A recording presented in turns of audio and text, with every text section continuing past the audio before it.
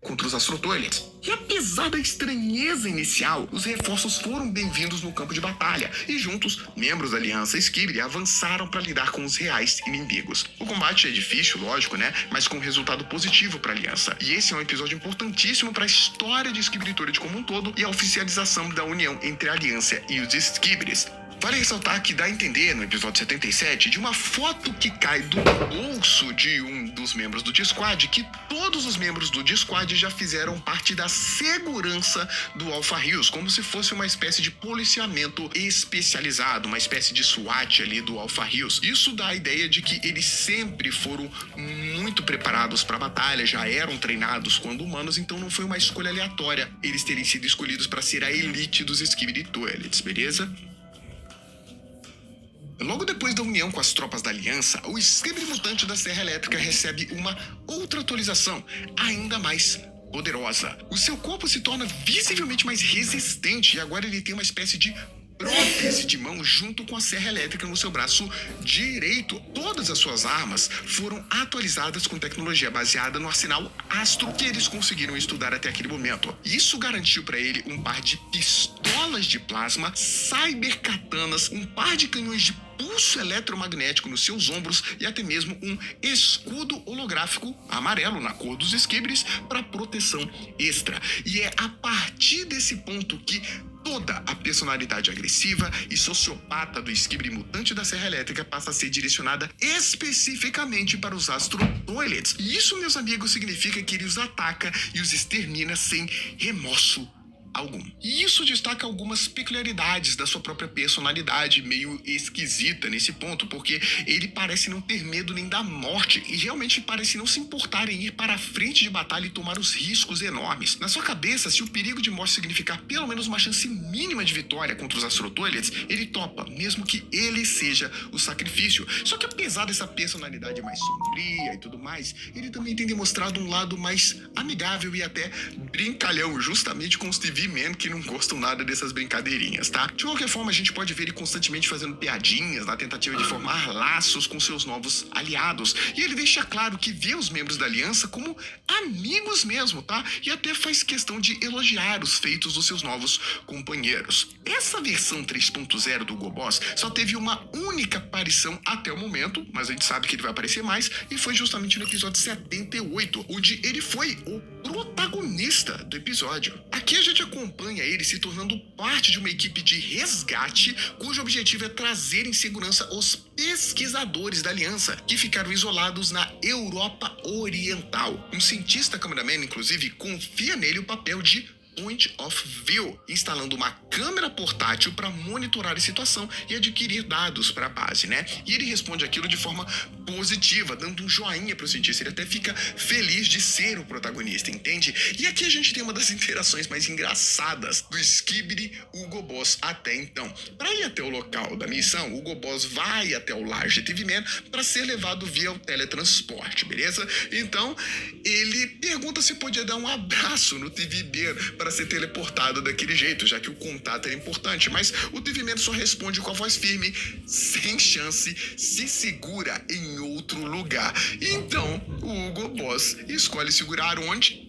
Bom, vamos dizer que é uma área bem sensível, tá? O único comentário do TV Man sobre isso foi: você acha que isso é engraçado? Deixando claro que ele desaprova aquele comportamento, porque os TV Man, eles são muito sem graça na maioria das vezes. Só que nesse caso aqui eu não posso culpar muito o TV Man não, tá? Você ia gostar? Eu não sei não. Complicado isso aqui. Mas então, aqui a gente tem a estranha cena do flashback, que pegou muita gente de surpresa e teorias absurdas começaram a surgir. Se liga. O TV Man leva o Skibidi Mutante da Serra Elétrica para aquela bizarra área sombria que fica dentro do portal de teletransporte. E ali, o Skibidi Mutante vê a si mesmo no passado, que é o momento da sua criação, tal como uma explosão e destruição de uma cidade à distância. Vamos lá. O TV Man, nesse momento, mostra pra ele um estranho TV Man, um outro TV Man misterioso, que na verdade se chama Jeffrey, que estava tremendo de forma incontrolada, como se ele estivesse preso naquele espaço entre realidade por tempos demais. O TV-Man diz Jeffrey não se importaria em ter companhia, e isso deu a entender uma coisa. Isso era uma espécie de ameaça disfarçada ao Skibidi Mutante Hugo Boss de deixá-lo preso ali caso ele tentasse alguma gracinha. Ou seja, eles podem ficar presos naquela dimensão, perdendo o acesso à tecnologia ou até mesmo sendo deixados ali como uma forma de lidar com os astrotores. Leva ele para essa dimensão e deixa ele preso lá. Só que apesar disso, né, a gente sabe que o Hugo Boss não parece ter nenhum plano de traição ou algo do gênero, então parece ser uma ameaça vazia. Ele apenas aguarda a chegada no campo de batalha. Mas o que ele viu ali mostrou pra gente que aquela dimensão não é tão amigável quanto a gente pensa. E esse pode ser o motivo dos TV-Men serem tão frios e fechados com os outros, o que eles são obrigados a ver. A gente falou que ele viu sobre o passado, sobre coisas que aconteceram com ele, mas e se essa dimensão puder mostrar o futuro, não só lembranças e memórias? Isso é uma teoria que já vem rolando dentro de Skibidi de algum tempo, que os TV-Men sabem o que pode acontecer e é por isso que eles fazem de tudo para evitar esse futuro maldito. Isso tudo através da tecnologia da abertura de portais que levaria eles para uma dimensão onde o tempo é diferente, possibilitando eles ver um mundo em mais dimensões, controlando o tempo, sabe? E escolher o momento do tempo que eles querem ver. Mas isso é uma teoria para um outro vídeo, beleza? De qualquer forma, chegando ao destino, aqui a gente pode ver o Hugo Boss 3.0 em ação. E cara, ele vê aquela batalha caótica entre os membros da Aliança Sobreviventes e os Astrotolets, então ele se une ao combate com seu jetpack e é uma luta incrível. Não é à toa que o D-Man parecia tão impressionado com ele. O Hugo Boss voa de encontro aos seus inimigos, os atacando impiedosamente com tiros, com cortes, sem demonstrar remorso algum. Ele derrota cada Astrotoilet que ele encontra, fazendo questão de dizer que não havia espaço para piedade na batalha e dando a alguns de seus inimigos mortes bem dolorosas e lentas, tá? Curiosamente, o Larry, um dos TV-Men mais famosos de Skibidi e mais engraçadinhos também, se une a ele no combate por um momento. E após eles derrotarem um Astrotolit especialista, o Larry solta sua cabeça e se encaixa no corpo do Astro, tomando o controle dele. E é interessante porque o Hugo Boss acha aquilo muito estranho, mas independentemente disso, ele toma uma atitude que a gente não esperava. Ele pega o antigo corpo sem cabeça do Larry e leva em segurança até o lar de TV-Man para que ele também pudesse ser teletransportado, né, junto com os sobreviventes. E isso mostra uma confiança mútua. O Larry sabia que ia precisar que alguém levasse o corpo dele de volta e ele confiou no Hugo Boss para isso. E, de fato, deu certo, porque o Hugo Boss levou o corpo dele de volta. Essa situação é muito curiosa, porque o Hugo Boss parece ser um dos únicos Skibidis que está criando um laço mais emocional, mais amigável, não só com os TV-Men, como a gente acabou de ver, mas também com os Speakermans. Olha só que curioso. Quando eles estavam prontos para retornar e concluir a missão, o Hugo Boss nota a aproximação de um Astrotolit especialista espião que se camufla. Isso faz ele se afastar dos seus aliados e atacar o inimigo, impedindo que eles fossem seguidos e rastreados pelos astros. Na verdade, a gente descobre que eles acabaram sendo seguidos sim. No episódio 79 aparece isso no início, mas enfim, ele pelo menos impediu um dos intrusos, né?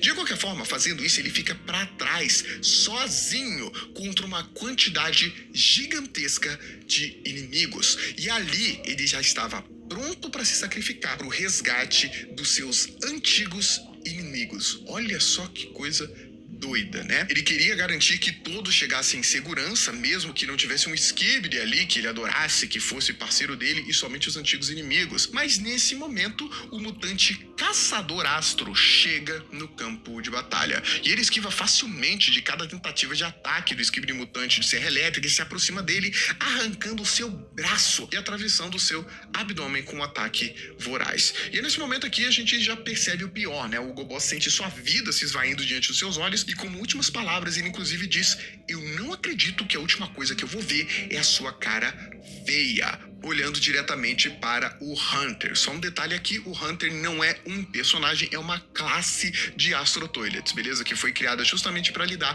com personagens ágeis e menores, que não são os titãs. Enfim, quando tudo parecia perdido, o Skibidi Hugo Boss se surpreende com a chegada da armada Speakerman, que imediatamente confronta os Astrotoilets e acaba salvando o Hugo Boss. A própria Speaker Woman entrega a ele a sua katana cibernética, que ele havia derrubado envolvido num conflito contra o Hunter. E vendo que ele não estava mais sozinho e tinha novos aliados poderosos, confiáveis e que confiavam nele, aí a sua vontade de luta foi completamente renovada. E sabe-se que ele vai ser muito importante nos próximos episódios, afinal, o Watchmen of Doom está invadindo a base dos Speakmans. O que será que o Hugo Boss vai fazer junto com a Armada Speakman para impedir isso?